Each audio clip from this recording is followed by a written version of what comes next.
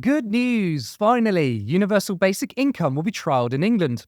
A universal basic income of £1,600 a month is to be trialled in England for the first time in a pilot programme. Under the programme, 30 people in 2 areas will be paid an unconditional lump sum each month for 2 years, with the participants observed to better understand the effects on their lives.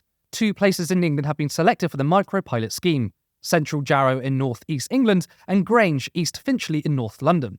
Now, this is hugely welcome. Our welfare state is not fit for purpose, and we desperately need to move away from the idea that we need to be in work or we'll just die.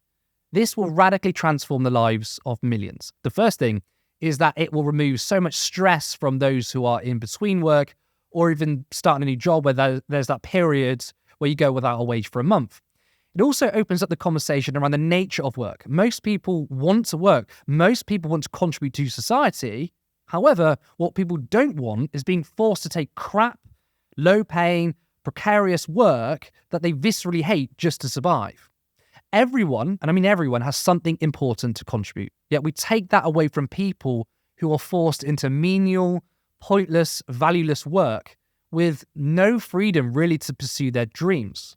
There was a reason as to why there was a period shortly after lockdown that hospitality struggled to employ people. Largely, it's because people really had the time to look for better work and temporarily weren't forced into a sector which is hard work, abusive, or something they just simply don't enjoy. I don't think we can honestly turn around to people and say, well, the value comes from work, when really the value of a person is to give as much profit for companies. It's degrading. What UBI can do is unlock the potential for millions of people. This will give the freedom for people to spend more time taking care of friends and family, for those who are vulnerable.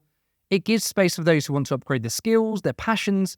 Maybe people want to start a business. UBI gives the freedom for people to use their time and energy that is otherwise used up on pointless work. People are burnt out, so it's difficult for people to try and pursue other careers or start something completely different after 40 plus hours of work. And they have to choose between essentially recovery and rest, with burning themselves out even more by trying to get into something completely different. For me, for example, UBI would help me tremendously with Turn Left. I can grow it into something far bigger, something that's meaningful, because I would have the time and the means to survive. For a long time when Turn Left started, I was working as a barman, then in retail. Turn Left, which is something I genuinely care about, was something that was and still is pretty hard to develop, with most of my time and energy at a job where I don't really care about, just to stay alive. Those that work in full-time, if they were to have UBI on top, that's more money in the pockets of the working class, meaning everyone has the opportunity to enjoy life more. It's good for the economy, more people spending. But fundamentally, what's more important is that it can radically change the conversation on work. Where is our imagination on leisure time? Even if some people are content with just having UBI and aren't in work, we need to stop seeing that as a problem.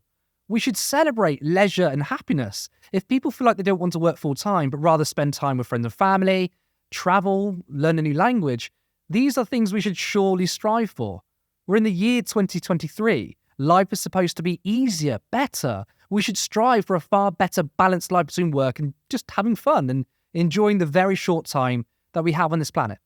This can also help those who are disabled and chronically ill, who aren't forced into work that is literally hurting them physically and mentally, especially those who go through the hell that is the current system of the DWP. I've been through that. It's not nice. Now, I have my criticisms of UBI. I've been on record of the potential flaws of it. One being that UBI is an ultimate capitalist tool. It can give way to mass privatization, charging for public services. It could give consensus to driving down wages and conditions due to the fact that work wouldn't necessarily be tied to surviving. People could be used as a way of transferring public money into private hands. So the government paying a wage and people then spend it on things like Netflix or other stuff, and that's a guaranteed profit to corporations. So I am much more in favour of universal basic services. I think it's far more radical, in which services that are a human right are free for all, that being health, housing, food, transport, and yes, the internet. But if we can protect all these things and then implement UBI, if done correctly, can have a huge positive impact on millions of people, and that should be welcomed.